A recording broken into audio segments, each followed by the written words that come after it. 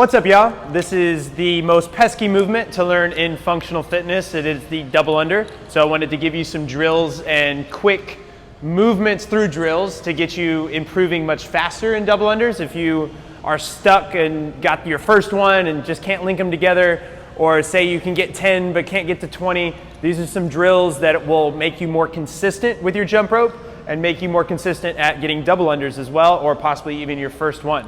So the first move to getting single unders and double unders is having the correct equipment. Having a lighter rope that is with a wire versus beads or with a slow, like heavy rope would be recommended, and having a handle that spins freely. There are plenty of speed ropes on the market. Just choose the one that looks cool to you and make sure it is the right length. The length you are looking for is put it under 1 foot, and the handles have to reach at least my chest. So mine's a little bit lower on my chest because I like a shorter rope. You can have it all the way up to the shoulder for a longer rope, and it actually helps you learn double unders easier if you have a longer rope, because longer ropes are actually easier to control. A shorter rope does not give you as much variation. It gets shorter if you pull up, or it gets shorter if you go out. So if you have those deviations with a long rope, it doesn't hit your foot and you don't get whipped in the butt. So mastering singles first, you want to think about the form of your jump and the form of your rotation of the wrist. The rotation only happens in the wrist, maybe minimally happens in the elbow, but all the whip from a double under comes from the wrist. So when we're working on singles, we want to recreate the same thing. And my elbow is nice and loose by my hips. Right? I don't want to have it tight and pulled up and flexed. I want to have it hanging here and then nice and efficient so I can open up and breathe while I'm doing jump rope. Also, I want to have my wrist slightly in front of my hip because I want my rope to land slightly in front of my feet and not hit me in the shins. That's whenever you get those nice little pink marks on your butt and your hamstrings for getting slapped by the rope. So we're going to learn singles efficiently first. The note on the jump is to make sure we're bending with our hips, knees, and ankles and flexing with our feet, staying only on the balls of our feet. Right? I want to recreate nice and consistent jumps where I land in the same place and land soft every time. If I lock out my knees, it's really hard to stay consistent and land in the same place. So I want you to keep your knees bent in the air. And the goal here to move on to the next drill is to be able to do 100 singles within the minute. That I'm just landing soft, rotating it only the wrist, and staying nice and vertical so I can breathe. Okay? One big mistake is people forget to breathe. The next thing I want to get into is super jumps. Right? So I've already cleared my 100 singles in a minute. I can accomplish that pretty consistently.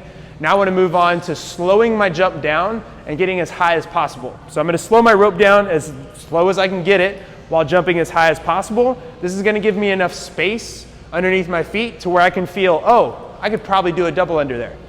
So nice big jumps, soft knees, everything stays the same, and don't forget to breathe, right? Get drills of about 10 to 20 reps there so you feel you can land consistently in the same spot. Now I move to 3 to 1s. So I do 3 singles and then a double under. I don't have to super jump every time, but when I do that double under, I do want to jump as high as possible, just like I did for that super jump. So I do 3 singles,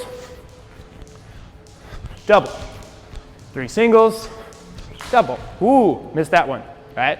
Good drill to repeat and focus on just one double under at a time, okay? Once I get consistent with that, I'm gonna feel like I wanna link them together now. If you stick with the 3 to 1 drill forever, you will be stuck there forever.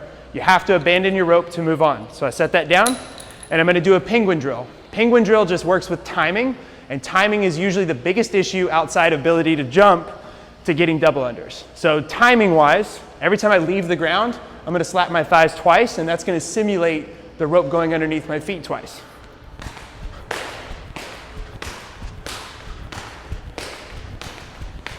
If I do that consistently and make sure I'm not slapping my thighs as I land, then I have the rhythm of that pop, pop, jump, pop, pop, jump, pop, pop, jump, pop, pop, jump. That's the rhythm that I'm going to recreate with my rope. I can start with a few singles and then start to link them together.